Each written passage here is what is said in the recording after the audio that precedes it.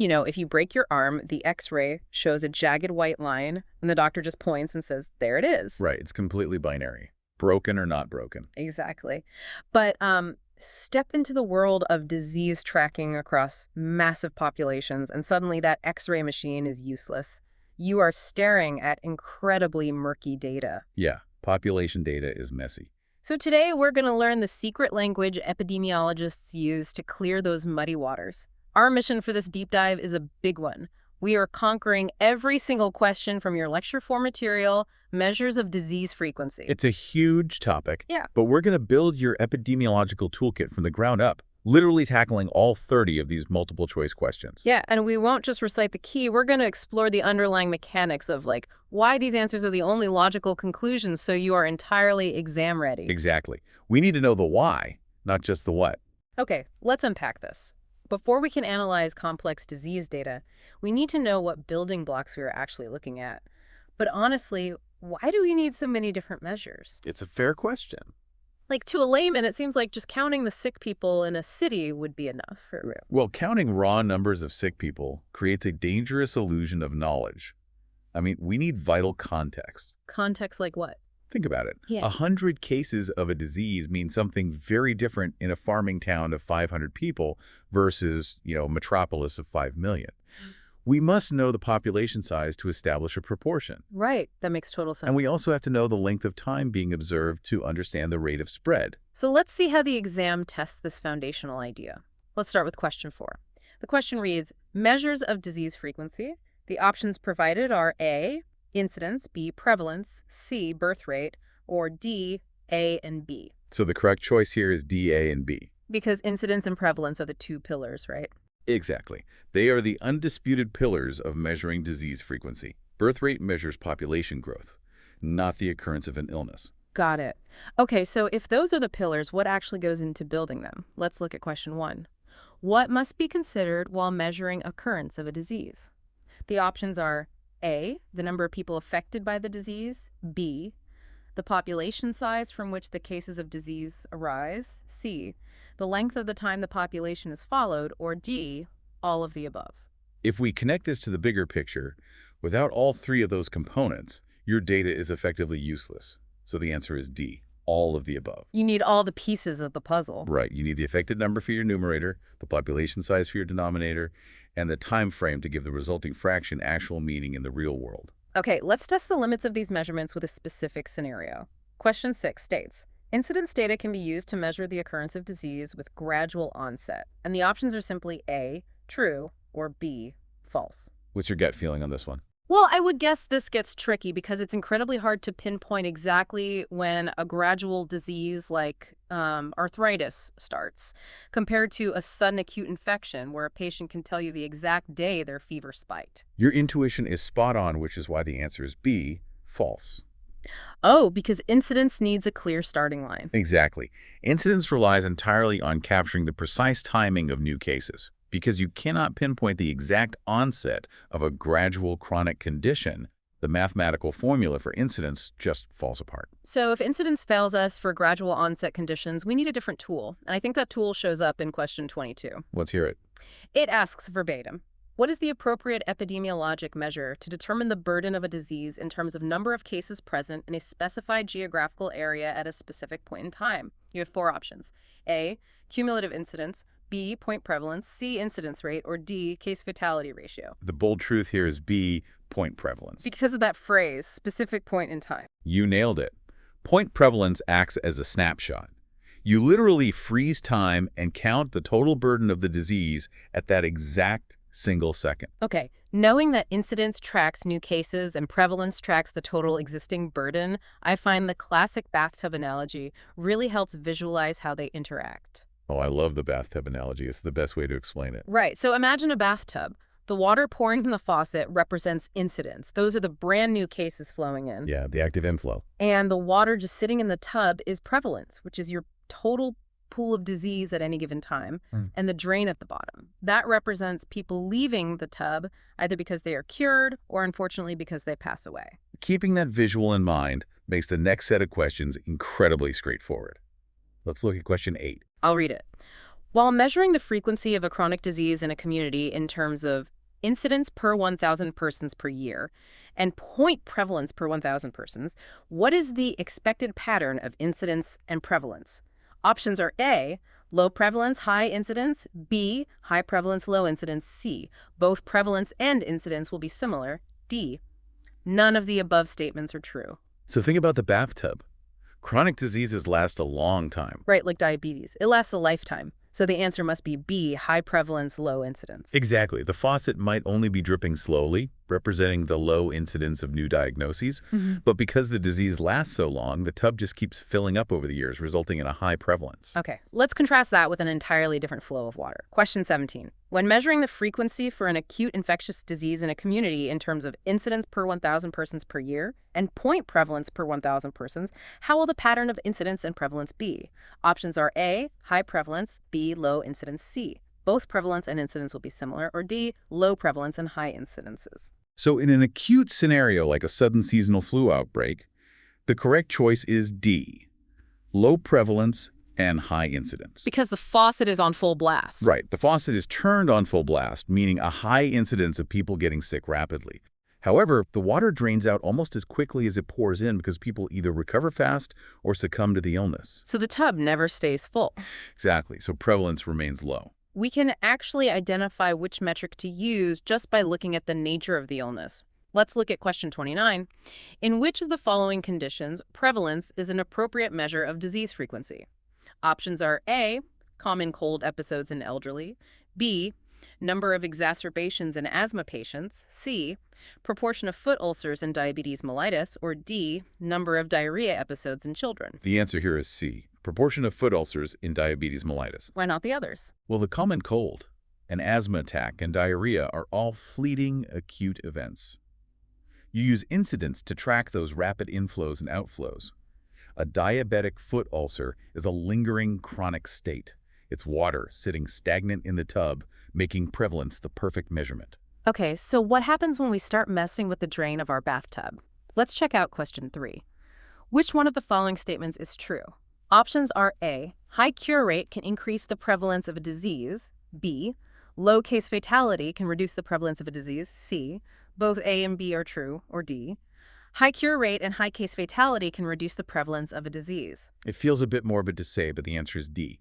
High cure rate and high case fatality can reduce the prevalence of a disease. Wait, a cure and a death do the same thing? Mechanically speaking, yes. What's fascinating here is that both a medical cure and a patient's death do the exact same thing to our hypothetical bathtub. They pull people out of the prevalence pool, emptying the water. Wow, okay. So if a cure empties the tub, the opposite must clog the drain. Question 13 asks, select the correct statement among the following. Options A, prevalence of a disease will increase when it has a high cure rate. B, prevalence of a disease will decrease when it has a low case fatality ratio. C, prevalence of a disease will increase when it has a low cure rate. Or D, prevalence of a disease will increase when it is acute in nature. The correct statement is C. Prevalence of a disease will increase when it has a low cure rate. Because the water can't drain out. Precisely. If medical science cannot cure the patients, they remain sick. The drain is essentially plugged, and the water level, the prevalence, just keeps rising as new cases trickle in. So if a low cure rate clogs the drain, what happens if the disease simply isn't deadly? That brings up question 19. Which of the following condition tends to increase the prevalence of a particular disease? Options: A, high cure rate, B, low case fatality ratio, C, short duration, or D, emigration of patients. The correct option is B, low case fatality ratio. Because fewer people are dying from it. Right. If the disease is less deadly, fewer people die. Because they survive, they live longer with the condition, remaining in the tub for years. Consequently, prevalence goes up. Okay, to round out our bathtub physics, question 28 asks, which of the following condition tends to reduce the prevalence of a particular disease? Options: A, high cure rate, B, low case fatality ratio, C, improved case detection rate, or D, immigration of diseased people. Based on the exact mechanics we've established, the answer is A, high cure rate. Curing people opens up that drain, pulling them out of the sick pool and reducing prevalence. Nice. Okay, we have a solid grasp on how the tub fills and drains, but here's where it gets really interesting. Oh, yeah. If a local health department wants to step back and stop the water before the faucet ever turns on, they have to shift their focus entirely away from prevalence. Let's look at question 2. blank is most useful for evaluating the impact of prevention programs? Options are A, point prevalence, B, period prevalence, C, case fatality, or D, incidence. And the answer is D, incidence. And question 12 actually tests the exact same concept from the perspective of a different job title.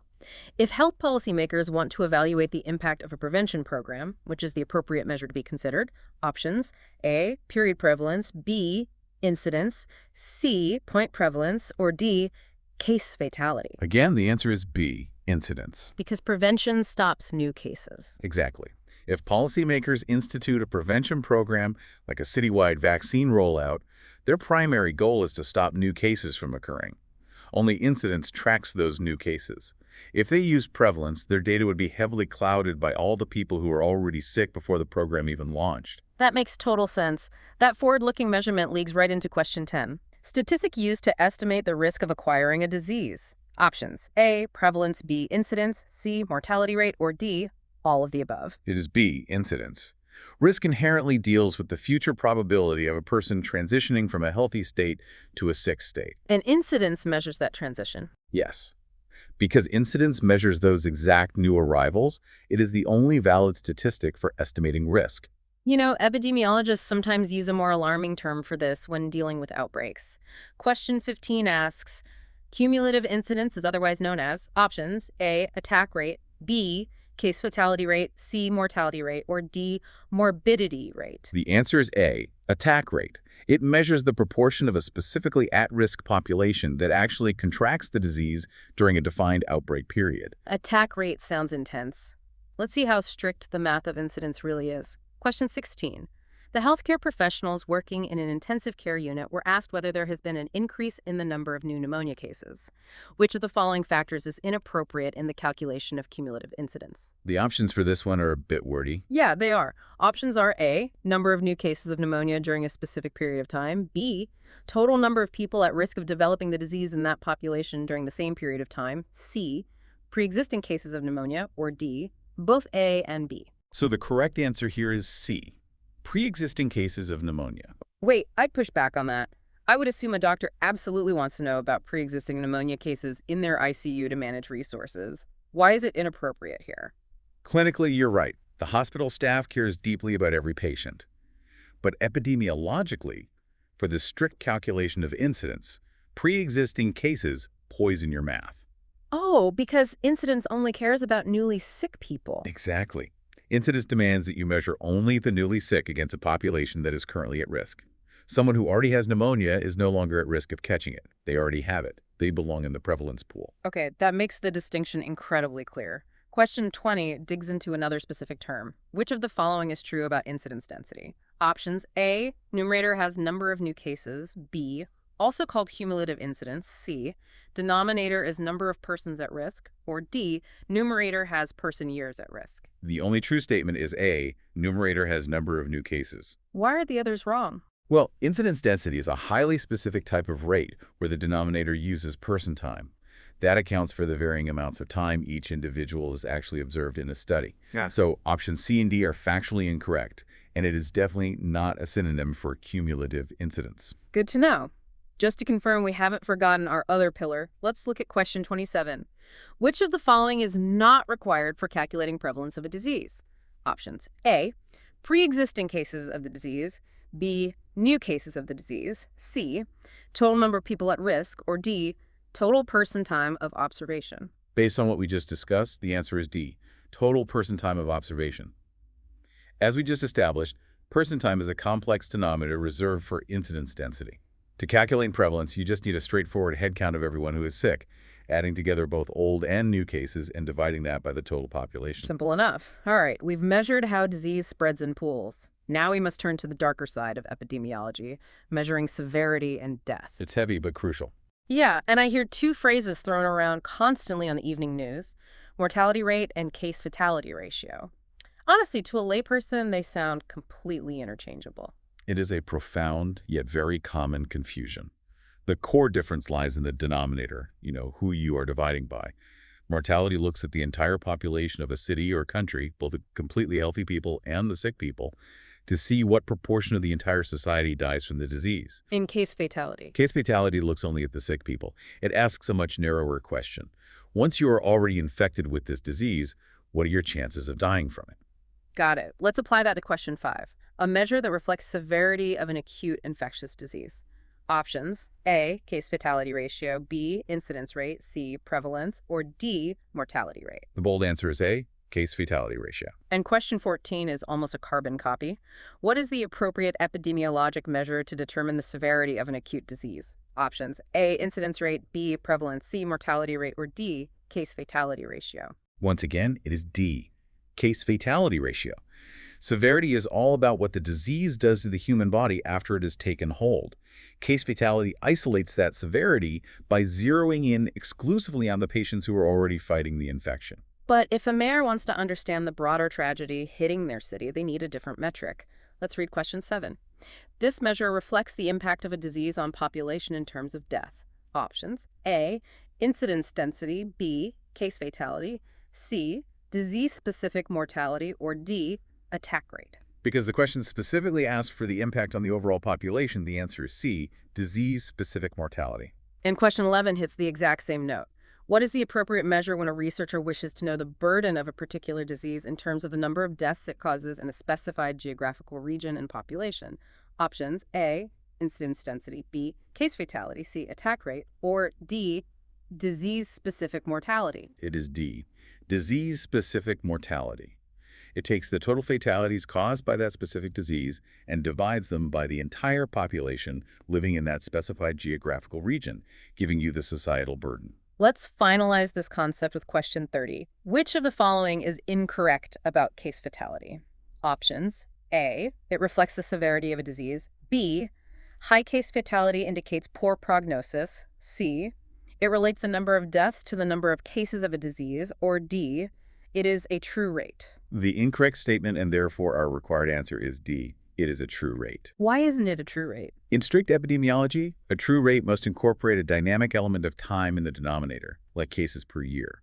Case fatality is technically just a proportion or a ratio. It simply divides the number of deaths by the total number of cases. There's no time unit attached to it. Wow, okay. We have covered the theory, the mechanisms, and the vocabulary. Now we put it all to the test. So what does this all mean? It means doing the math together. Let's run the actual math formulas that show up on the exam. We will walk through the mechanics so the arithmetic makes total sense. Look at question 9. In a study among 3,400 children aged 5 to 10 years, 16 children were diagnosed with autistic disorder.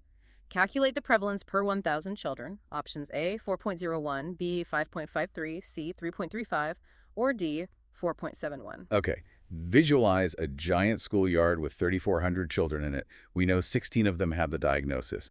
To make that number digestible for public health reports, we need to know how many kids would have it if we only looked at a random group of 1,000. So we divide the 16 cases by the total 3,400 children. Right. That gives us a tiny decimal of 0.00147. Then multiply that by our target of 1,000. We get 4.705, which rounds to D, 4.71. Awesome. The same logic applies to question 18. Among 25,000 population in a city, 105 residents were identified with hepatitis B infection. Calculate the prevalence of hepatitis B per 1,000 population. Options: A, 5.2, B, 4.2, C, 3.2, or D, 2.2. So we take our 105 sick residents and divide them by the total city population of 25,000. Then we multiply that result by 1,000 to standardize the rate. The math gives us exactly 4.2, meaning the answer is B, 4.2. One more prevalence check. Question 21. In a rural block with 1,000 population, 250 residents were identified with cardiovascular disease. Calculate the prevalence of cardiovascular disease per 1,000 population. Options: A, 0.2, B, 0.5, PUT, 2.5, or D, 25. We have 250 cases swimming in a massive pool of 100,000 citizens. Divide 250 by 100,000, then multiply by 1,000. So that tells us if you grabbed a random block of 1,000 people in this rural town, roughly 2.5 of them would have the disease. So the answer is C, 2.5. Spot on. Let's shift to calculating incidence density, which we learned earlier uses person time. Question 23. In a study, 300 children were followed up for a period of 1 year to determine the burden of acute respiratory infections, or ARI.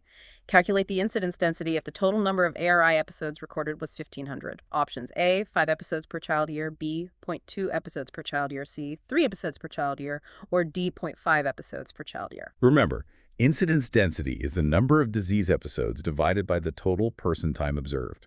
Our numerator is simply the 1,500 recorded episodes. And the denominator. That requires multiplying our 300 children by the 1 year they were observed, giving us 300 child years. 1,500 episodes divided by 300 child years equals 5. The answer is A, 5 episodes per child year. Okay, but the person time calculation gets significantly more complex when people start dropping out of studies. Check out question 24. A total of 100 people with hypertension were followed up for 3 years to observe for the development of myocardial infarction in a cohort study. At the end of first year, 10 people developed myocardial infarction. At the end of second year, 10 people left the study. And at the end of the third year, another 10 people developed myocardial infarction. Calculate the total person years of observation in the study. Options A, 250, B, 260, C, 270, or D, 280. That is a lot of numbers. Yeah. Yeah. If you are listening to this and losing track of the numbers, how should we visualize this to make the math clear? Okay, visualize a large observation room. Every year, you simply count how many healthy people are standing in that room, and then you add up the yearly totals.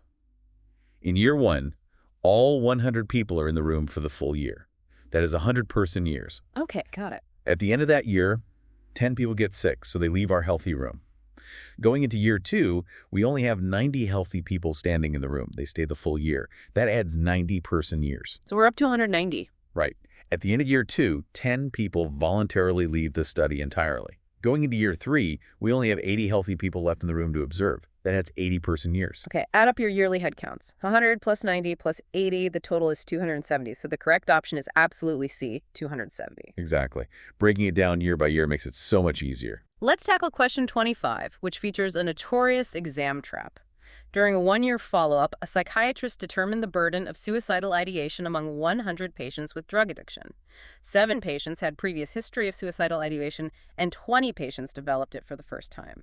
What is the incidence of suicidal ideation in the study population? Options A, 7% per year, B, 20% per year, C, 21.5% per year, or D, 27 per year. So what's the trap here? Wait, if I remember our rules, pre-existing cases are poison to incidence. If 7 patients already had a history, shouldn't our at-risk denominator strictly be the 93 remaining people? And 20 new cases divided by 93 people is 21.5%. Mathematically and theoretically, you are entirely correct. Pure incidence demands limiting the denominator to the strictly at-risk population. However, the answer marked correct in your provided key is B, 20% per year. Wait, really? Why? In this specific exam context, the test designers accept a simplified, albeit slightly flawed, calculation using the base starting population of 100 as the denominator. So 20 divided by 100 gives the 20%. The ultimate exam tip here is to understand the deep theoretical nuances, but recognize when a question is asking for the simplified arithmetic. That is super tricky. Good to know. Well, we will finish our calculations with question 26. In a food poisoning outbreak, 75 people were affected. Among them, 50 were hospitalized and 2 died. Calculate the case fatality ratio. Options A, 1.2%, B, 2.7%, C, 4%, or D, 8%. Remember our rule for case fatality. It isolates only the severity among the sick. The formula is deaths divided by total cases. We have 2 deaths divided by 75 affected people. That equals 0.0266 or 2.66%. Rounded up, that is B, 2.7%. Notice we completely ignored the 50 hospitalized people. Right. That number was planted in the question purely as a distractor to tempt you into dividing 2 by 50. And with that final trap avoided, we have systematically deconstructed all 30 questions from Lecture 4. That is a massive accomplishment. Truly. Whether you are prepping for your medical boards, a public health exam, or just trying to be a highly informed citizen reading the morning health news, you now have the exact toolkit to decipher the data. You can confidently distinguish between a disease that is spreading rapidly like wildfire, your high incidence, versus a disease that is lingering and burdening a population over a decade, your high prevalence. I'd like to leave you with a final thought to mull over, though. Go for it. Throughout this deep dive, we talked heavily about measuring these things in strict geographical areas at specific points in time. We meticulously calculated person years based on people standing in a metaphorical room. But what happens to these rigid traditional formulas in our highly nomadic, hyper-connected modern world? When daily global travel shifts populations by the millions, borders blur, and the denominator of a major transit city changes every single hour, can traditional epidemiology keep up with real-time human movement? Wow, it is an incredible question to ponder. Suddenly, that diagnostic landscape isn't just murky, the water in the bathtub is sloshing out into entirely different tubs across the globe. The x ray machine isn't just broken, the patient just boarded a flight to another continent. Keep questioning the numbers, keep looking for the context, and we will catch you on the next deep dive.